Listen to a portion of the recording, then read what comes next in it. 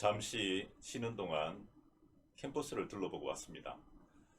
코로나19로 캠퍼스가 그리울 거라 생각되어 제가 영상을 담아왔습니다.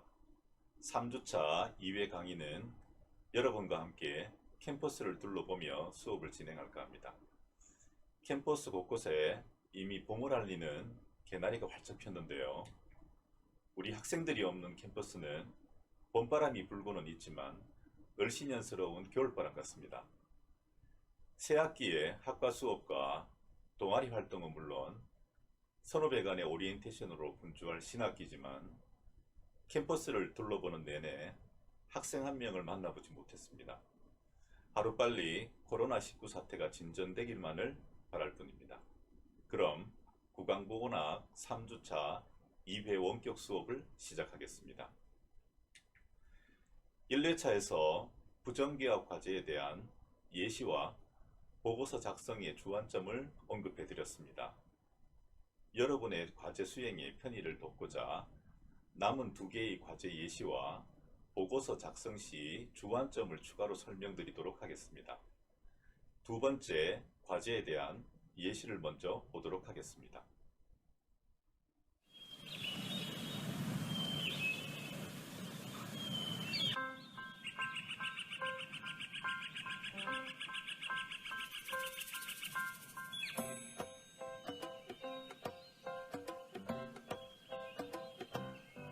수성대 학교에 다니며 색다른 인생이 펼쳐지고 수성대 학교에 다니며 행복한 인생이 펼쳐지네.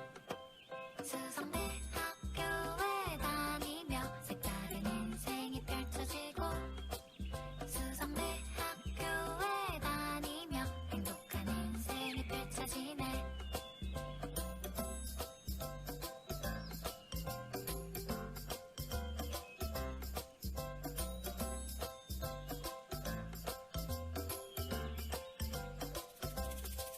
수성대 학교에 다니며 즐거운 내일을 경험하고 수성대 학교에 다니며 행복한 내일을 기대하네.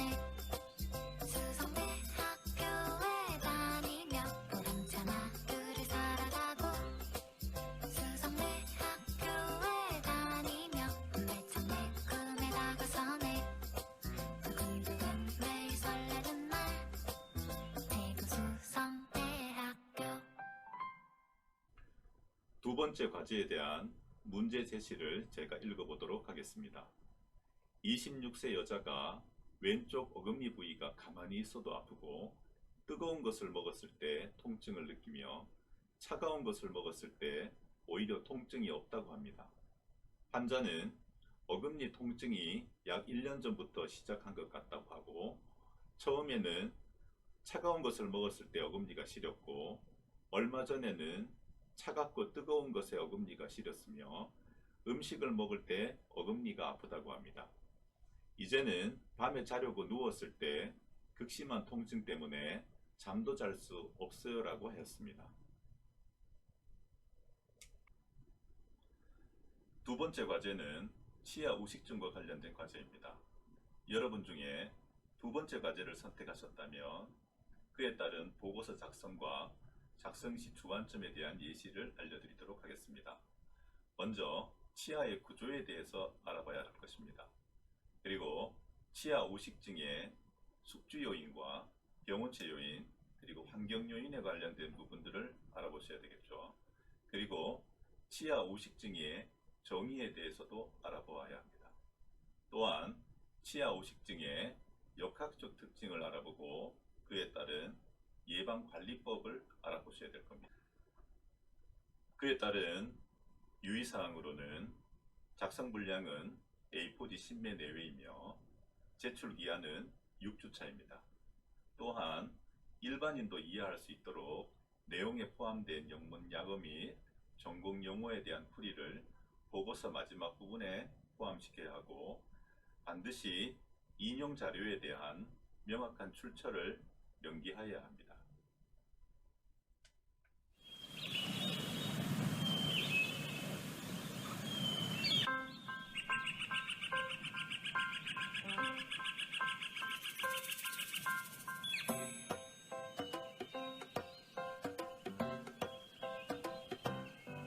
수성대학교에 다니며 색다른 인생이 펼쳐지고 수성대학교에 다니며 행복한 인생이 펼쳐지네.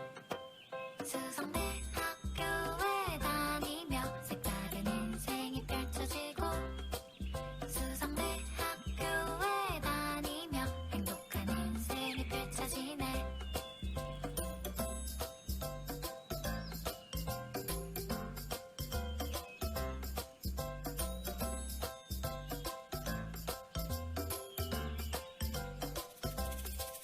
수성대학교에 다니며 즐거운 내일을 경험하고 수성대학교에 다니며 행복한 내일을 기대하네. 수성대학교에 다니며 보람찬 하루를 살아가고 수성대학교에 다니며 매창 내 꿈에 다가서네. 두근두근 매일 설레는 날 대구 수성대학교. 세 번째 과제는 치주병과 관련된 과제입니다. 세 번째 과제를 선택하셨다면 치주병과 관련된 보고서를 작성하셔야 됩니다. 그에 따른 보고서 작성에 대한 예시를 알려드리도록 하겠습니다. 먼저 치아의 구조에 대해서 알아봅니다. 두 번째, 치주병의 정의를 알아보고 세 번째, 발생 요인에 대해서 알아보셔야 합니다. 또한 그에 따른 치주병 예방 관리법을 알아보셔야 합니다. 유의사항입니다. 작성 분량은 A4 용지 10매 내외이며 제출 기한은 6주 차입니다. 일반인도 이해할 수 있도록 내용에 포함된 영문 약어나 전공 용어에 대한 풀이를 보고서 마지막 부분에 포함시켜야 합니다. 또한 인용 자료에 대한 명확한 출처를 명기해야 합니다.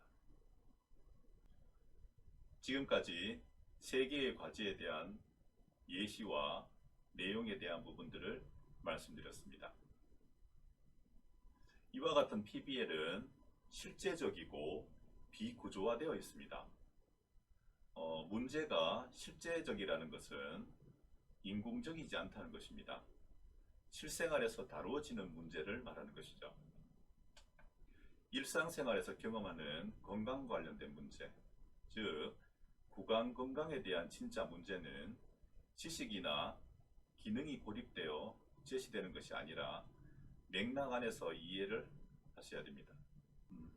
같은 구강병이라 할지라도 치아 우식증의 발병과 치주질환의 발병 원인은 다르게 적용될 수 있다고 할 수 있습니다.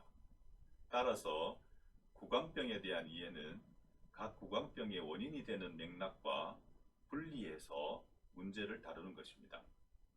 또한 문제가 비구조화되어 있다는 것은 구조화되어 있다는 것과 비교해서 설명드릴 수 있습니다.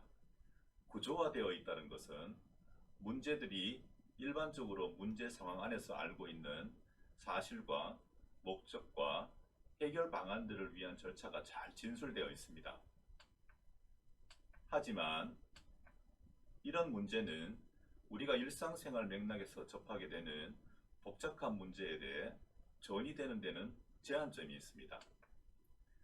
이에 비해 비구조화된 문제는 문제와 관련된 상황이나 요소가 잘 정의되어 있지 않습니다. 세 가지 문제 상황이나 문제 진술에 해결에 필요한 정보가 충분히 포함되어 있지 않습니다. 비구조화된 문제는 다양한 해결책과 해결 경로를 가지고 있거나 해결책이 전혀 없을 수 있습니다. 또한 해결책을 평가하는 기준도 매우 다양합니다. 왜냐하면 적절한 해결책에 대한 만장일치가 있을 수 없기 때문이죠.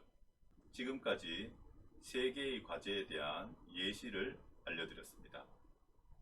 1주차에 여러분은 세 개의 과제 중에 한 과정을 선정하였습니다. 그리고 2주차에는 그 선정한 과제를 왜 선정했는지 그 이유를 과제물로 제출했습니다. 자, 이제는 문제를 확인하는 단계입니다. PBL의 가장 핵심이 되는 과정이라고 할 수 있습니다. 문제 해결에 대한 필요한 이론이나 내용 등을 교수님이 강의를 통해 알려주지는 않습니다. 스스로 학습 내용을 결정하고 해결하는 방법을 실천해 나가셔야 합니다. 문제 확인 단계에서 여러분이 사용하게 될 개인별 활동지는 학습 자료실에 올려놓도록 하겠습니다.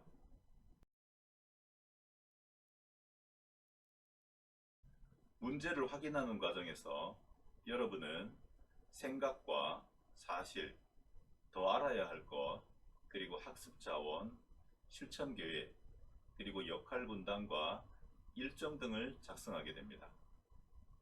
생각은 문제에서 요구하는 것과 해결해야 될 문제, 결과물의 형태, 문제 해결을 위해 필요한 정보 등을 작성합니다. 예를 들어 보여드린 첫 번째 예시에서의 생각은 왜 삐뚤삐뚤한 덧니가 생기게 되었는지 부정기압의 원인을 요약 정리하셔야 됩니다. 그리고 각 치아의 역할과 맹출 순서에 따른 자료를 조사해야 하고 각 부정기압의 종류에 따른 기준과 사례를 분석하게 됩니다. 또한 부정기압을 예방하기 위한 방법과 치료법을 나누어 조사해야 합니다. 아마 세 번째 과제는 제가 생각했을 때 1학년 여러분들이 진행하시기에는 좀 힘든 과정이지 않을까라는 생각이 듭니다. 사실은 문제에 제시된 중요한 사실을 검토하는 단계입니다. 문제에 제시된 내용 중에서 문제 해결을 위해 반드시 고려해야 할 것이 무엇인지, 또한 문제 해결을 위해서 필요하지만 우리가 알고 있어서 더 이상 학습이 필요 없는 것에 대해 정리하는 단계입니다. 예를 들어 앞서 보여드린 두 번째 예시에서 치아 우식증 상황이 제시되어 있습니다. 치아 우식증의 각 단계별 진행 과정을 조사해야 되겠죠. 그리고 작성 분량과 제출 기한 등 여러 가지 요구 사항들을 알고 있습니다. 더 알아야 할 것은 문제를 해결하기 위해 알아야 할 필요가 있는 학습 내용을 말합니다. 학습자가 이미 많은 것을 알고 있다면 학습해야 할 과제가 줄어들 것입니다. 예를 들어 앞서 보여드린 세 번째 예시에서 치아의 구조나 치주병 관련 자료나 또한 치주병의 발생 요인 등 그에 따른 예방관리법들을 알아야 하는 내용들입니다. 실천 계획은 실제로 어떻게 학습할 것인가에 대한 계획을 수립합니다. 실전 계획에서 역할 분담과 자료 검색 방법, 시간 계획 등이 포함될 수 있습니다. 더 알아야 할 내용에 대한 문헌 조사에 대해서는 추후 다시 한번 알려드리도록 하겠습니다. 그리고 최종 보고서 작성에 대한 계율을 정리를 하고 발표 자료의 구성에 대해서 논의를 하셔야 합니다.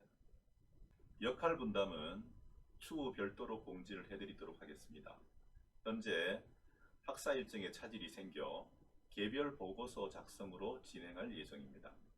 6주차에 여러분께서는 개별 보고서를 작성하여 과제로 제출하셔야 합니다.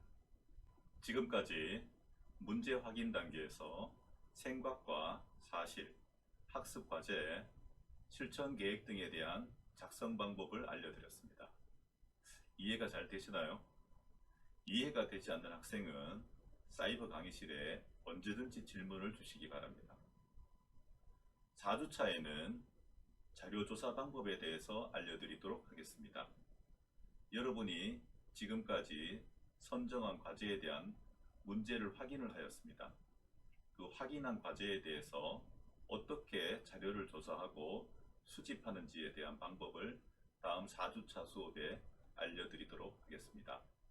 이상으로 3주차 원격 수업을 마치도록 하겠습니다. 감사합니다.